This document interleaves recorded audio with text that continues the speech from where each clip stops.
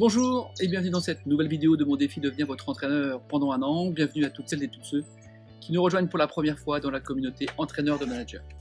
Alors cette semaine, une vidéo un peu particulière puisqu'avec vous je fête les 1 an d'existence d'A2L Conseil entraîneur de manager et c'est un vrai bonheur que de partager ces temps d'échange et d'entraînement avec vous chaque semaine. Et ça m'a donné une idée à l'approche de ces vacances qui sont un moment propice pour réfléchir à son futur.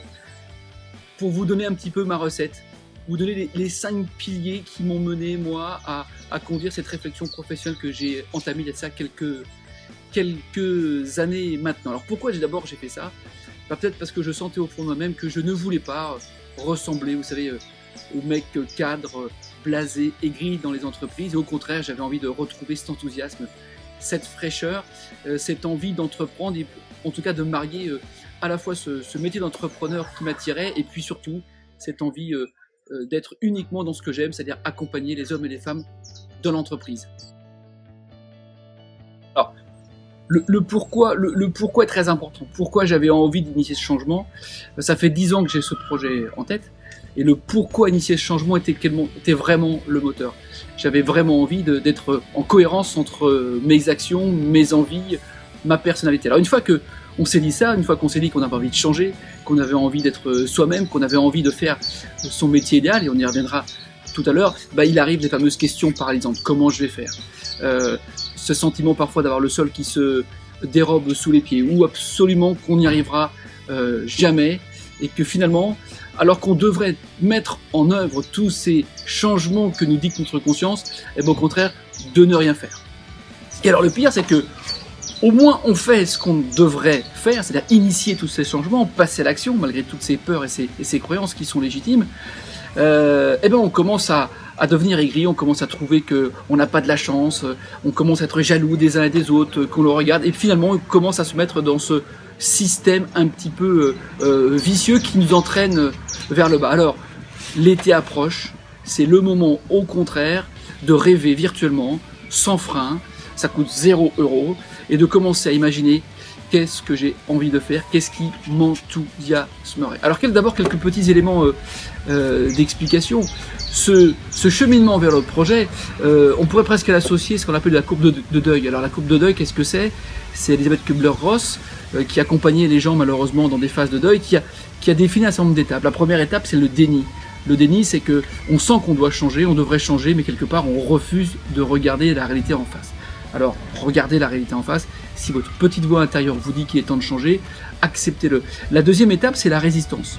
Ça y est, on a accepté qu'il fallait changer, on a accepté qu'il fallait s'ouvrir au changement, mais on va commencer à trouver des freins, des fausses bonnes excuses pour essayer de retarder l'échéance finale. La troisième étape, c'est celle que je vous propose cet été, c'est de commencer à explorer ce que pourrait être ce changement. Commencez à explorer ce que pourrait être le contenu du job idéal, ce qui vous enthousiasme le plus. Et puis la quatrième étape, c'est une fois qu'on s'est engagé dans cette voie d'accepter le changement, c'est réellement de passer à l'action, de commencer à écrire son projet, de commencer à rédiger ce qui est important pour nous, et surtout d'aller le confronter à celles et ceux qui nous connaissent bien et qui nous donneront le dernier petit coup de pichenette pour nous aider à oser franchir le pas. Alors, dans quelques instants, je vais vous donner les 4-5 piliers que moi j'ai utilisés humblement pour aller vers ce virage à 180 degrés que j'ai opéré maintenant il y a 1 an et demi.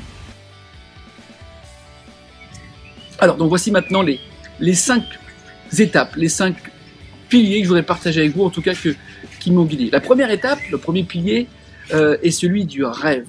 Alors, je suis d'abord parti d'une conviction, c'est que je ne voulais surtout plus que ce soit les autres qui décident de mon projet, que ce soit les autres qui guident mes actions, mais bien repartir de ce que j'avais envie. Donc, première étape, rêver. Et c'est pas la question qu'est-ce que je dois faire, c'est plutôt répondre à la question qu'est-ce que j'ai envie de faire et surtout qu'est-ce qui m'enthousiasme. Et là, on se reconnecte à la partie émotionnelle de notre cerveau pour se reconnecter avec ce qui est important pour nous. Et je vous invite du coup à prendre un cahier, un carnet, une feuille A4 et de commencer à noter qu'est-ce qui est important pour vous, qu'est-ce qui vous procure du plaisir, qu'est-ce qui vous procure de la joie, quelles sont les valeurs qui sont importantes pour vous, d'essayer de décrire l'environnement idéal, les comportements idéaux que vous voudriez voir partagés autour de vous, les compétences, si on part un peu du métier, que vous aimeriez travailler en priorité. Moi, c'était par exemple l'accompagnement managérial.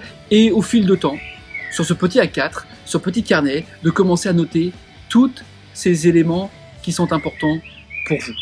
Et donc de laisser libre cours à votre rêve, sans raison, uniquement par passion. La deuxième étape consiste après à organiser des temps de méditation. Je vous invite cet été, sur une plage, sur un rocher, face à un lac, en montagne, en forêt, d'avoir des petits temps comme ça où vous laissez divaguer votre réflexion et de reprendre ce cahier et de continuer à l'enrichir au fur et à mesure que vous allez vous connecter à des sensations qui sont importantes pour vous. Et régulièrement, ce petit cahier, le relire, l'enrichir au travers des temps de méditation. Et puis, au travers de ces temps de méditation, répondre à deux questions essentielles. La première, c'est pourquoi ce projet? Et pourquoi en un seul mot? C'est le sens que vous y mettez derrière. C'est votre quête du Graal. Et puis la deuxième question, c'est pourquoi en deux mots? Et ce projet, pourquoi faire? Pourquoi faire de sa vie? Comment organiser et équilibrer la vie pro et la vie perso. La troisième étape, après, c'est ce que j'appelle faire sa recette. De tout ça, d'essayer, un peu comme une recette personnelle de cuisine, d'essayer de construire le contenu du métier idéal. Voilà, finalement, si je devais synthétiser entre ces temps de méditation, ce temps de rêve, le contenu du métier idéal, qu'est-ce que ce serait? Et notez les mots qui sont les plus forts pour vous en revenant sur l'environnement, les valeurs, les comportements, les passions, le sens, etc. La quatrième étape, c'est faire votre fresque. C'est associer ce projet à une image. Donc, faire un dessin, découper des photos, bref, sur un A4, symboliser toute cette réflexion, ce projet, de façon à ce que régulièrement vous l'ayez devant vous, sur votre fond d'écran d'ordinateur, sur votre iPad, sur votre iPhone, sur votre smartphone. Bref, c'est ce remind quotidien de ce projet que vous aurez sous les yeux qui chaque jour vous redonnera l'envie d'y aller pour vous reconnecter à ce qui est le plus important pour chacun d'entre vous. La dernière étape, elle consiste à maintenant passer sur le côté rationnel de notre cerveau. Maintenant, ce projet est là, il m'enthousiasme. Et forcément, il y a des freins, des peurs, des questions. J'ai très envie d'y aller, mais quelque part, il y a quelques petites choses qui me font hésiter. L'économique, les enfants, l'organisation nouvelle de sa vie, peut-être un déménagement, aller mobiliser de l'argent sans banquier, bref, que sais-je. Et là, on commence à lister tous ces freins, toutes ces peurs, toutes ces actions pour commencer sereinement, sans engagement aucun ni contrainte, de commencer en face à mettre des débuts de solutions. En ce qui me concerne, le frein majeur, c'était mais est-ce que moi, mes enfants, je vais pas rompre cet équilibre et cette sécurité jusqu'ici que je garantissais par ce job très confortable que j'avais dans une multinationale. Et au contraire, au fil du temps, je me suis rassuré sur cet élément. Et un jour, l'envie est devenue plus forte que la raison. Et j'ai sauté et j'ai franchi le pas. Alors, l'entraînement que je vous propose pour ces vacances qui arrivent. Le premier, c'est essayer de vous situer dans ces 4 étapes décrites par Elizabeth Kubler-Ross. Est-ce que vous êtes dans la phase de déni? Est-ce que vous êtes dans la phase de résistance? Ou est-ce qu'au contraire, vous commencez à envisager le rêve du changement? Ou est-ce que vous êtes déjà, finalement, à embrasser ce projet, à le confronter avec d'autres?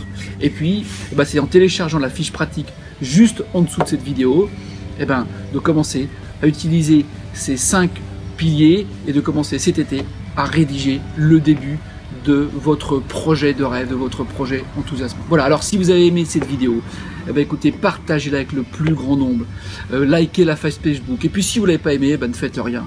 Si vous n'avez pas encore rejoint la communauté entraîneur de manager, c'est simple, il vous suffit juste de cliquer sur le lien suivant, et vous pourrez télécharger le guide pratique des 21 clés qui caractérisent les leaders. Enfin, vous pourrez, en cliquant sur le lien juste en dessous, rejoindre la chaîne YouTube entraîneur de manager. En ce qui me concerne, écoutez, je vous souhaite un excellent été. Je vous retrouve très prochainement à la rentrée pour de nouvelles aventures. Je vais réfléchir moi cet été à un nouveau défi pour vous accompagner tout au long de la prochaine année. Et d'ici là, je vous souhaite un bon entraînement. À bientôt, au revoir.